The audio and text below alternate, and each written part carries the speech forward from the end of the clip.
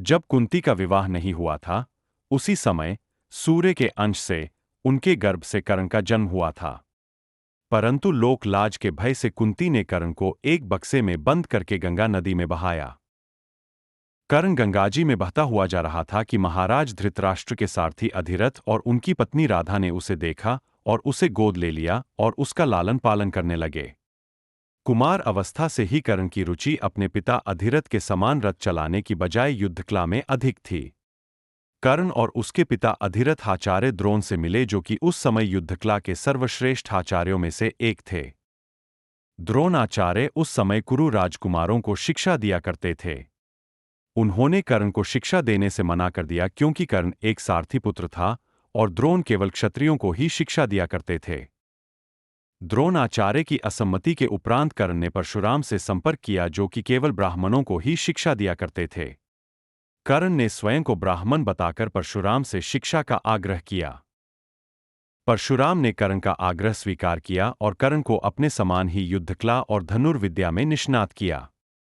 इस प्रकार कर्ण परशुराम का एक अत्यंत परिश्रमी और निपुण शिष्य बना। कर्ण दुर्योधन के आश्रय में रहता था। दैवयोग तथा शकुनी के छल कपट से कौरवों और पांडवों में वैर की आग प्रज्वलित हो उठी। दुर्योधन बड़ी खोटी बुद्धि का मनुष्य था। उसने शकुनी के कहने पर पांडवों को बचपन में कई बार मारने का प्रयत्न किया। युवावस्था में आकर जब गुणों में उससे अधिक श्रेष्ठ युधिष्ठिर को युवराज बना दिया गया तो शकुनी ने लाक्ष के बने हुए भवन में पांडवों को रखकर आग लगाकर उन्हें जलाने का प्रयत्न किया। किंतु विदुर की सहायता से पांचों पांडव अपनी माता के साथ उस जलते हुए घर से बाहर निकल गए। वहां से एक चक्रा नगरी में जाकर वे मुनि के वेश में एक ब्राह्मण के घर में निवास करने लगे।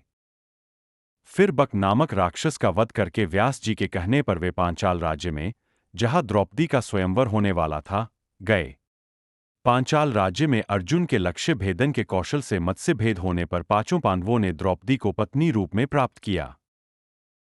विचारधारा में जाए पांचों पांडवों का समय कष्टग्रस्त था। इस समय दुर्योधन ने द्रौपदी को यहां तो आमंत्रित किया, पर चौपाल एक सुंदर सौंदर्य स्थल बनाकर बहुत अदृश्य दिखाया कि पांचाल राजकुमार का वास है, जबकि वास्तव में वह डंडी गांव के टीले पर रहता था। इसे देख मन करवाने कैर्दक अंत नत यह उदासीन खिलाड़ी अर्जुन ने सारा कान मोहम्पी निर्व्याहर दीदी किया। उसी चौपाल में था छड़ा मुकुट की आलंबना धानुश्री, जो धूम हजाम में धवल धूसर वर्ण जपान देश उन्हों का धुन तब दल में उतनी हजार अंकुश भगवान नरवल्लन हितन कौरवों और पांडवों के बार बार विरोध से शुरू हुई महाभारत युद्ध ने एक महान युद्धाकांक्ष कई महान योद्धाओं का उदय किया।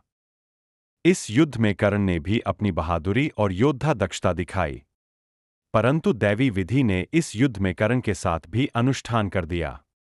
कर्ण का युद्ध मरण हुआ और उन्हें महाभारत का एक महान योद्धा के रूप में याद किया जाता है। पांडवों के जीत के बाद उन्होंने कर्ण को अपने भाई के रूप में पहचाना और उनकी अंत्येष्टि की। इस प्रकार कर्ण के जीवन की कई महत्वपूर्ण घटनाएं हुईं जो महाभारत कथा में महत्वपूर्ण भूमिका निभाई। उनकी शौर्य, साहस और वीरता को सदैव याद किया जाएगा। कर्ण का वध महाभारत युद्ध के एक निर्णायक पल में घटा।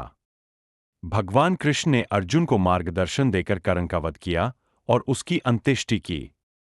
कर्ण की प्रेरणा, निष्ठा और बलिदान को सभी याद करेंगे। उन्होंने धर्म की रक्षा के लिए अपने जीवन की आहुति दी और एक महान योद्धा के रूप में अमर हो गए। कर्ण की पुण्य स्मृति सदैव हमें प्रेरित करती रहेगी।